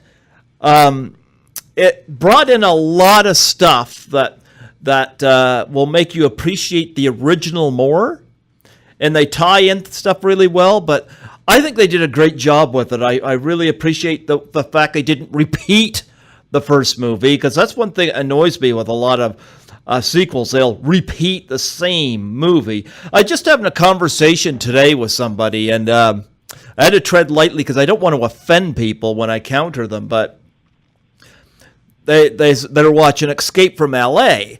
I hated Escape from L.A. I loved Escape from New York, Yeah. But I felt Escape from L.A. was just the same movie, only with a bigger budget, and the effects were horrible in Escape from L.A. But it was basically the actors weren't there. Yeah, well, not only that, L.A. just replaced New York, and it was basically the same movie, and only to a lesser degree. I love Escape from New York. Escape from L.A. I thought was one of the worst films of 1996, and there was a lot of B-rated actors in Escape from L.A. Yes, absolutely. Whereas the first one, I was longing for actors in that. They did, and I can appreciate this guy like this one better, and but at the same token, I had to say, I preferred the New York one. It was done of course, on a smaller budget, but the budget didn't take it over. It had a much, much better cast. Not just Kurt. To have Ernest Borgnine in it as the cab driver was really cool. He was the comedy relief, actually. Yeah, and Kurt Russell was great in it. It was the first time I think he had done a role like that, and he knocked it out of the park. And of course, Harry Dean Stanton and Adrienne Barbeau. I've had Barbeau on my show before. I mean, it's nice. Isaac Hayes as the villain. That was great. Yep, absolutely. They had some really good stuff in that. Was the president. Now, I almost thought that was kind of like weird casting to have Donald Pleasance as the president.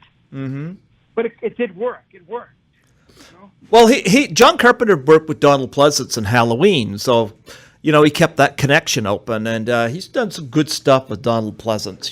So yeah, but.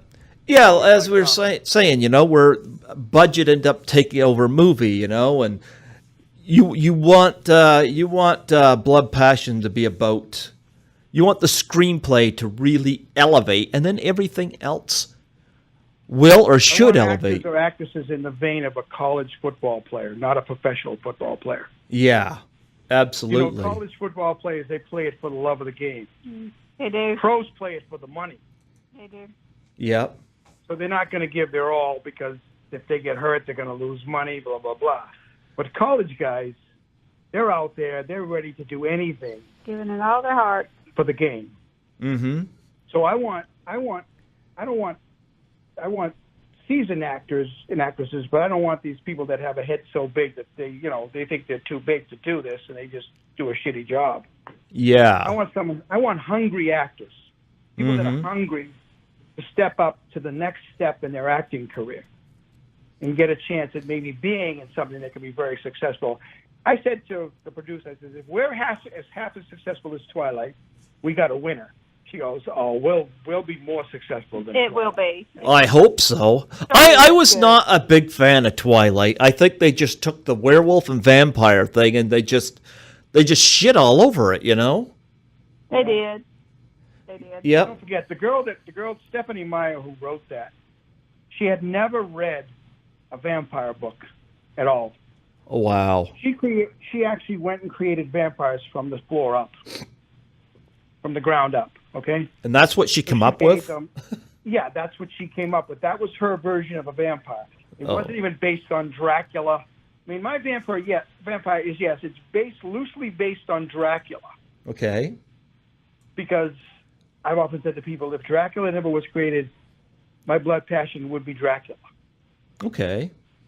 But he's not created like Dracula was. I know how, and I explain. And in book one, the character reads Dracula, the book, and I give you a premise of that book and how he was created.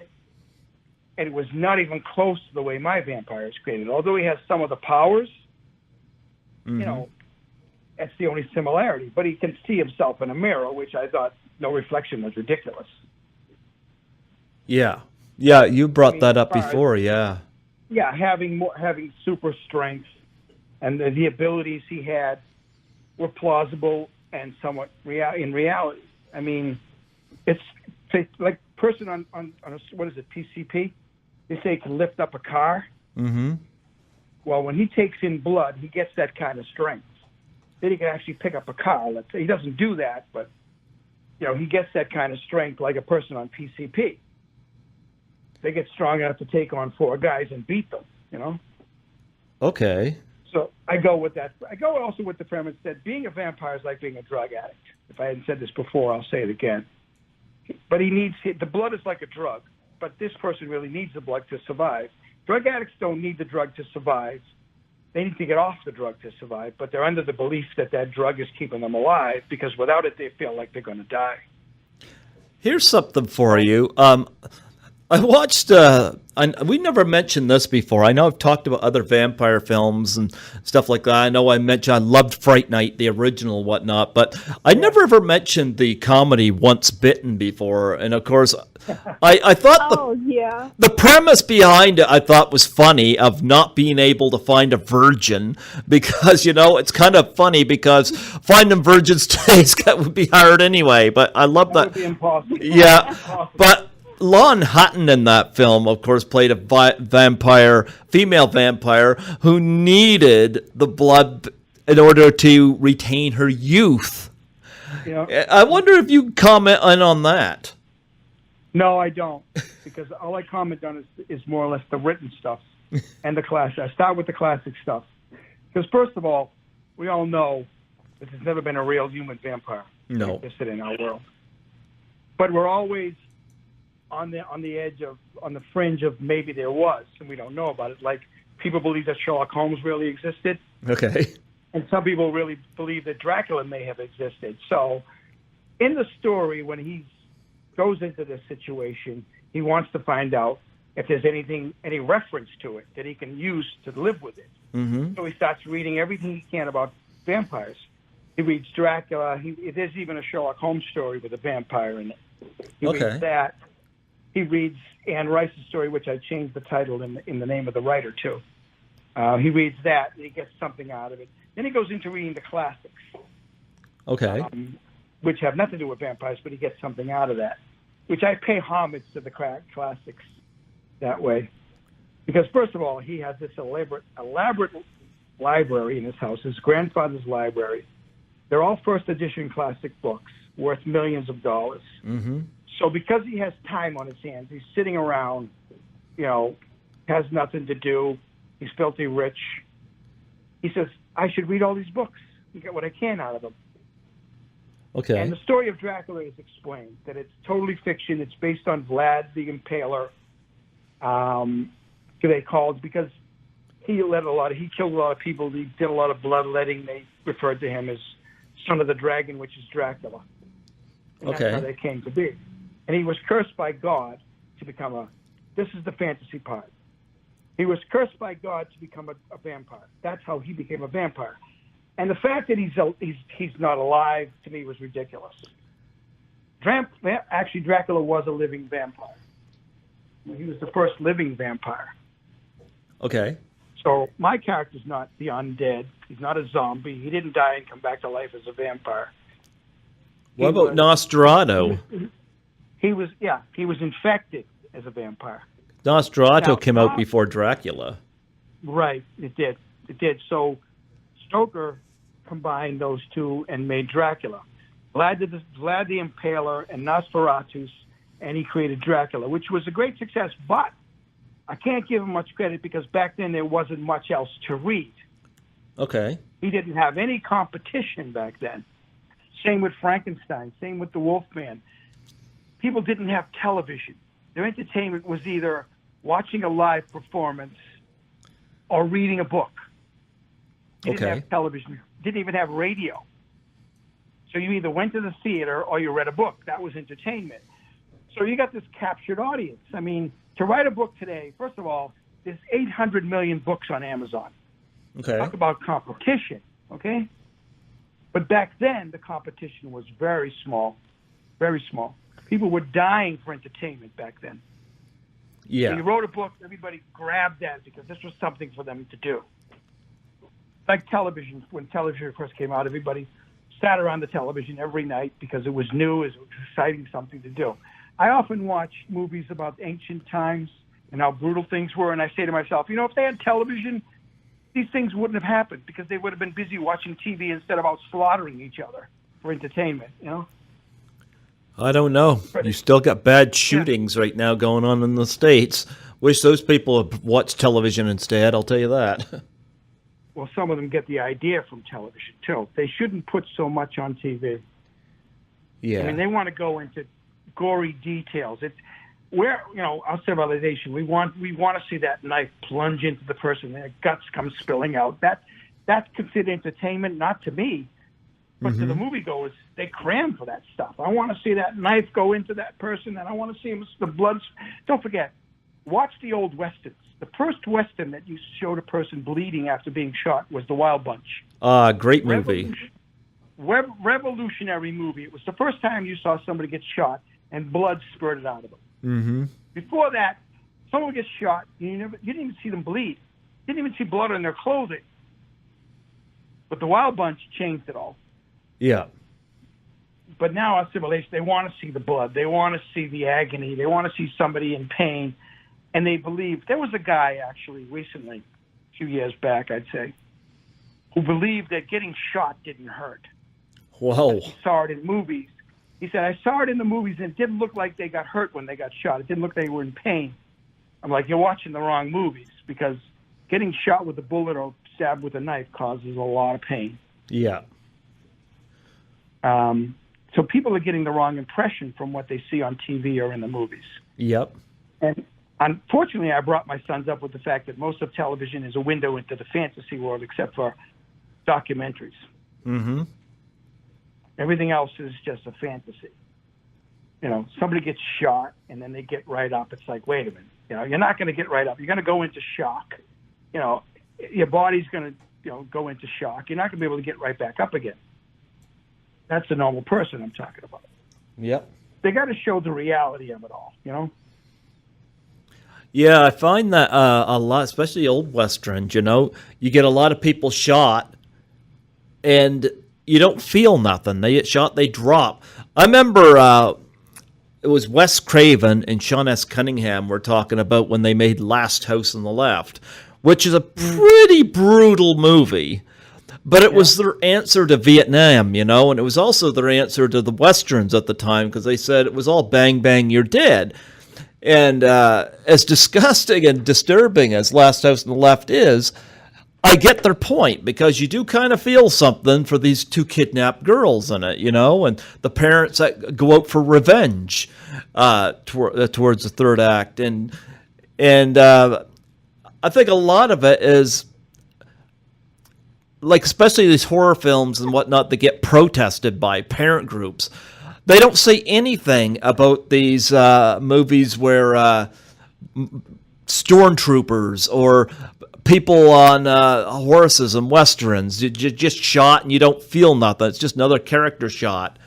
I mean, I think there was an outtake in the first Austin Powers movie where it showed Austin Powers slowly coming towards this guy on the steamroller, and the guy's that camera zeroes in on me, go, no! But it shows an outtake on the Blu-ray where it shows what this guy's family life was like and whatnot, and blah, blah, blah. And then it comes back and, he's no, and the thing's way across from him. But I like the fact that Jay Roach's director was like saying, in another movie, that guy get hit with a steamroller and you get a thrill of the kill, but you wouldn't know anything about this guy. And I think he was referencing a lot of these westerns where you get a lot of these mindless people just shot off their horses and you feel nothing. Well, people also, you talked about Star Wars. One of the things people talked about after the first Star Wars movie was the Death Star was under construction. Yeah. So there were innocent construction workers working on that Death Star who got killed. Yeah. People started talking about that. What about those innocent construction workers that were blown away? Oh, Clerks addressed this. But, it's collateral damage. Happens all the time. Yep. You're going to take the job. You know the risk. Don't take it. Yeah, Clerks referenced this. Yeah. Yeah.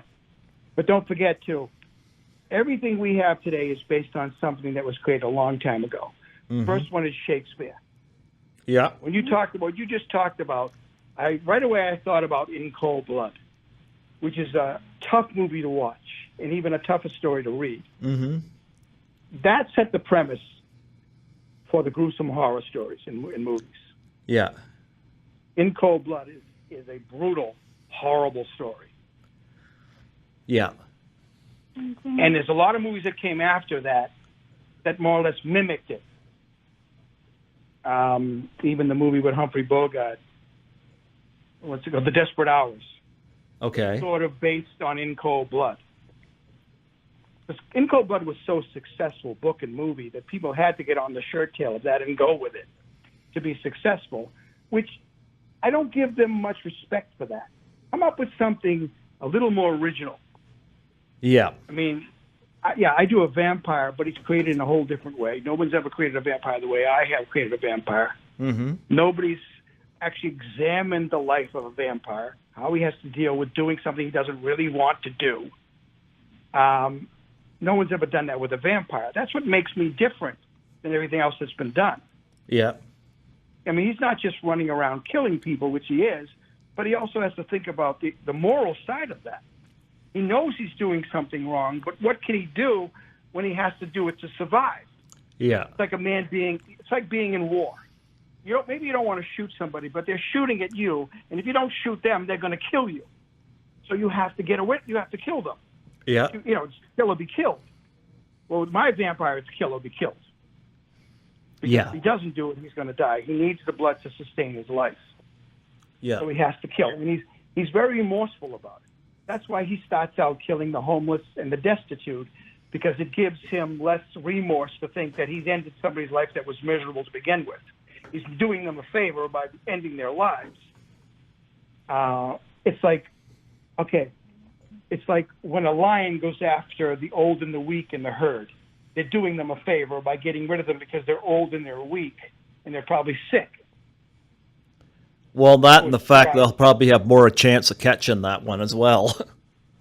As well, yes, but it's nice to know that they're actually thinning out the herd. Like hunters have, they're not allowed to shoot does. They're not allowed to shoot, they're not allowed to shoot female deers or baby deers. They can only go after bucks at a certain age and weight. If they bring in a deer that's not of an age or a weight, they can be under a lot of trouble. Yeah. So we thin out the herd the right way, and animals do the same thing instinctively. They're thinning out the herd by going after the sick, the old, and the weak, which is kind of humane for an animal to do. So you said I'm a thinking writer. These are the things I think about. Yeah. I don't know if all animals do that, though. Most of the predatory animals do that. The ones that have some intelligence at all. Like a python won't do that. No, they don't. Well, their brain, a cat. First of all, I had a friend of mine that went to medical school. Okay. And the first thing they dissected was a deceased cat, because a deceased cat, or cat at all, their organs are in the same place that ours is. Okay. Like a tiny human being. In other words, their heart, lungs, liver, kidneys are all in the same place that ours are in. So that's the first thing that they work on to become a doctor. That's the first cadaver they work on. not a human. They work on a cat. Okay. The cat is just a version of a smaller human being inside. So you got to realize that cats are probably some of the most intelligent animals on the face of the planet, not including the oceans. I mean, dolphins are pretty intelligent too, but that's I'm talking about on land. You know what the most intelligent animal on land is? What? Do you know? No, I don't. Well, dolphins was number 2 in the animal kingdom. Right. Number 1 is chimpanzee. Okay. Yeah.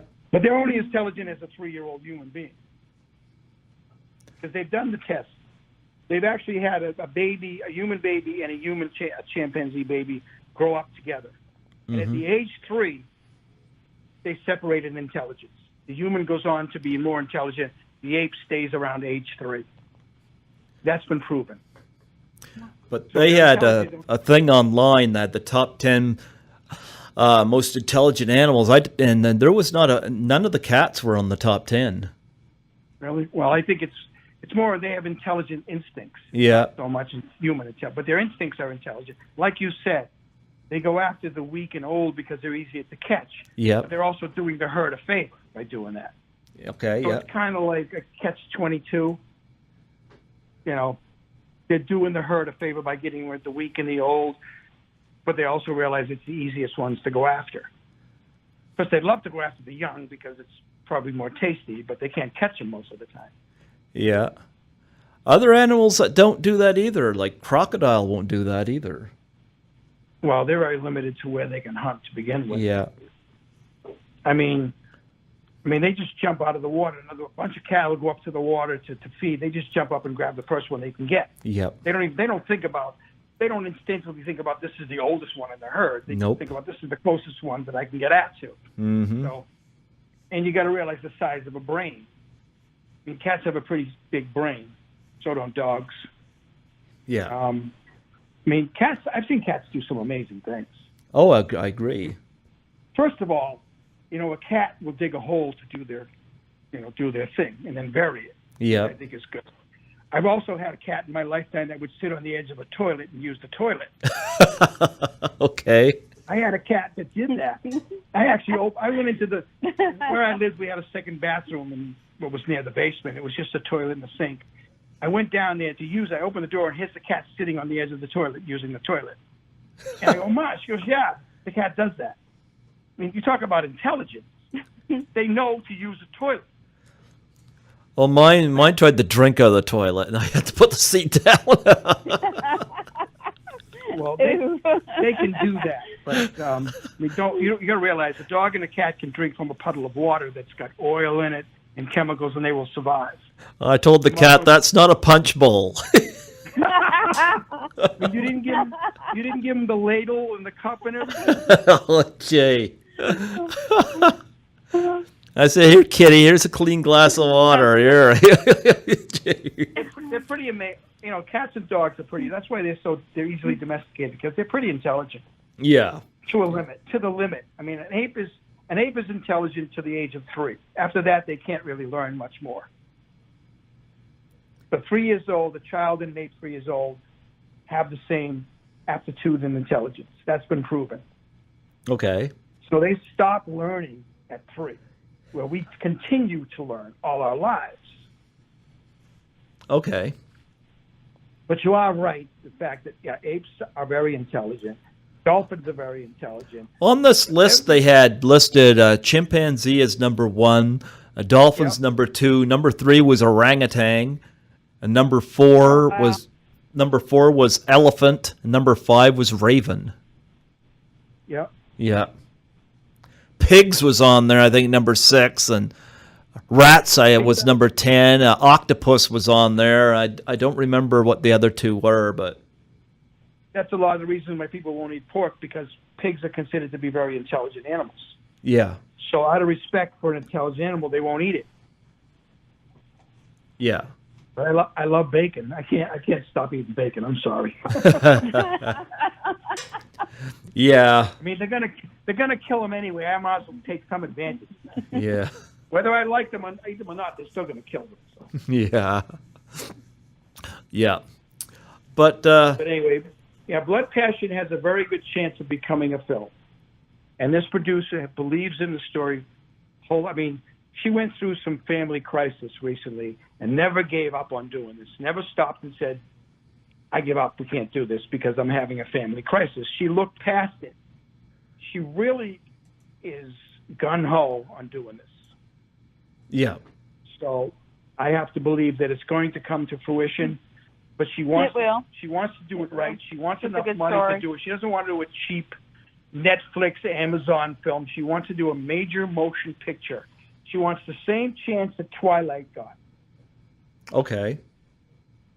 And that's what she's gunning for. And she knows she's got something good. And I thank her for that. Talk about, before we wrap up here, talk about your meeting in Mobile. Like, I know you two were contact online, but what was it like, to meet each other, and talk about that? Well, that went a little astray. She was supposed to come to Mobile, and we were going to spend the day down there and then talk to you. But you've probably heard the weather condition down here, which is now gone. Okay. And my car was, my daughter had my car. Yeah. Problems with that. So we flipped it. I came here hoping that later on in the week she'll come to Mobile and spend some time with me down there and help me look around, because the place I'm staying at, they rent bicycles. They have a tandem bike that they rent for $10 a day. So I told her, why don't you come down? We'll take the tandem bike out. We'll cruise the neighborhoods, and we'll look at, I'll take some pictures of some places, and I'll send it to the producer. Because I got to find a house that's going to fit the story. At least the outside of the house. Yeah. Have you guys done that yet? I have not done it yet. I'm going to start doing it tomorrow when I get back to Mobile. Is Skye joining you? Hopefully, yeah. Yeah? Hopefully she'll come down. She was talking maybe Friday. I'm leaving Saturday morning. Okay. But I was told by one of the people at the hotel, one of the clerks, about the house. I told her, she says, there is a house like that. And she pulled out the map. She goes, it's right in this area. You should go take a look at it. I said, it's an old, 1940s Victorian house with this rounded part of it. On one corner, there's a rounded section, and it's got the porch goes all the way around, and it's made out of stone. She goes, there's a house very similar to that in an area in Mobile. Because all we need is the outside shots, or maybe somebody just walking up to the door and opening it, and then you cut, and then you go to the sound stage and do the rest. Yeah. But we need a house to represent what I've kind of represented in the book. Yes. There is a picture of the house on the title page. Okay, yeah. So whether we find it in Mobile or we find it in someplace else, we got to find a house that looks very close to the house in the book. Yes. I want that kind of realism, And I was told that there's a house similar to that in Mobile. So I got to go find it. How long did it take you to travel down there? Like travel to? Oh, too long. I mean, Mobile is not a major city. It's a small city with a small airport. They can't handle a 737. So I had to take a 737 to Charlotte. I had a 3-hour layover to take this really small, it wasn't even American Airlines, it was American Eagle. Okay. It was like an Airbus, You crammed in like sardines for an hour. So I left Boston at 4 o'clock. I got to Mobile at 11:30. Okay. And it was only 1,200 miles. But the way they have to do it to make money is that they got to fill these airplanes. Yeah. The only good part about the whole thing. Yeah. I'm sorry. The only good part about the whole thing is that on my flight to Boston to Charlotte, I was bumped up to first class. Oh, nice. But the downside is I did first class on that plane, but then I got on this little puddle jumper, which was weird because we had to get on from the tarmac.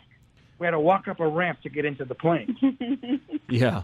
And you crammed in like sardines. So I went from first class to no class.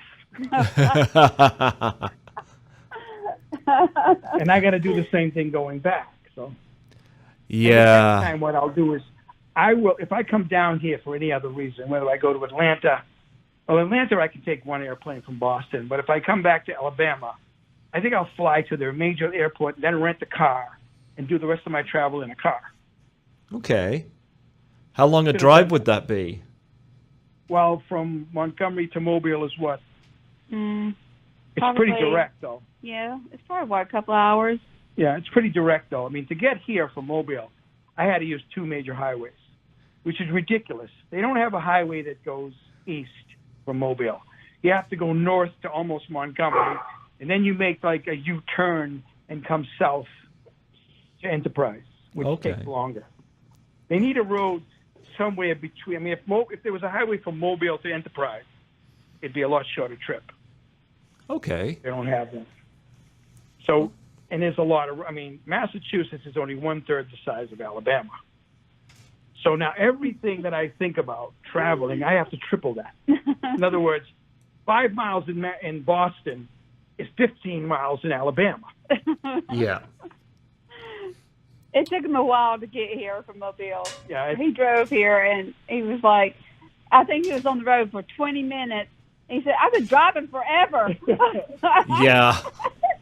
he thought he was almost here. I was like, no, a couple more hours. You know yourself, Greg, when you're on the highway and you're doing the speed limit, people get aggravated. They want to go fast. Yeah. Come by you like to stand. I mean, I normally stay at the speed limit, or maybe 5 miles over it. Okay. But I got people passing me like I'm standing still. Truck drivers come right up on your rear end. Yeah. Scare the hell out of you. You know, it's like, get out of my way, you know? Yeah. Yeah, that's what's aggravating about the highways. Well, I hope you two get to connect again, and that you are able to get back to Mobile. How many trips to Mobile do you think are in the future for you? Well, it depends. If they're going to do some shooting down here, I think she would like to use Mobile, because Mobile is a mirror image of Mystic. When you look at both locations, there's some small differences, but they're both a city on a bay with a river running through them. Okay. Similarity. So all right. I said, you could do the whole thing in Mobile, Alabama, and it would still have some of the feel of Mystic, Connecticut. Okay. She goes, because it's less expensive to film down here right now. To film in Connecticut, you got to pay big bucks. Yes. Also be good for Alabama, too. And you got to get permission. Well, it's good for you guys, because both you and the kid that I want for Michael both have Southern accents. You won't have to curve. You can use your accent if it's filmed in the South. People will expect you to have the accent. So it's good for her, and it's good for the guy I want for Michael. Perfect. Also, the guy that I want for Michael's grandfather has a Southern accent also. So they're loving the fact that they could actually be in the film and not worry about how they're talking. So everything seems to be coming around the South. Well, hopefully, East Coast Hollywood, Atlanta, Georgia is brimming with productions. Well, we're running down on the 2-hour mark here. All 3 times I've had you on, Jim, you've went 2 hours. I think that's fantastic, huh? Should I apologize for that? Nope. Yes, you should. Oh, I don't mind it at all. But it was great to get the two of you. Oh, it was great to get the two of you on here, and I appreciate the updates, and I really hope that this film gets proper, respectable release so that people get to experience it. If they could do it with Twilight, they can do it with this. So hopefully, it would be even better. What's that? It would be even better than Twilight. I think so, yeah. Out the water. And they get a franchise here. So why not? Why not take it on? But I hope they do it respectably, Yeah, I agree. Absolutely. Well, you know what? We are at the end of our time here. I got to say, I appreciate Jim Valente that you've kept in touch, and I encourage you to continue to stay in touch. Yes, we're promoting Blood Passions, Book 1 through Book 4, and I encourage everybody to read those. And, of course, Lesa Johnson, we are also wishing you high points in the future with acting. We hope to see you in some big projects in the future, and I hope the best that you will get to play this vampire hunter. I think that'd be fantastic. I could see you doing that. Thank you. Well, I definitely want her for that part, big time. Absolutely. I wrote it with her in mind. Absolutely. Well, I'm going to. Whether she can really play an angel, I'm not sure. Get the bat. She can pull it off, I think. Well, folks, I bid you both a very good day there in Mobile, Alabama, and I thank you for coming on and gracing my airwaves. Thank you for having us. Absolutely. So that's Hopefully we can do it again real soon. And like Yes. I told you before, if you ever need someone to fill in, just give me a call. absolutely. Well, you two take Somebody you care. have scheduled- If somebody you have scheduled drops out, call me. I'd gladly help you out. You sure will. We will, Greg. As long as she puts that bat away. You behave. That mouth, you know.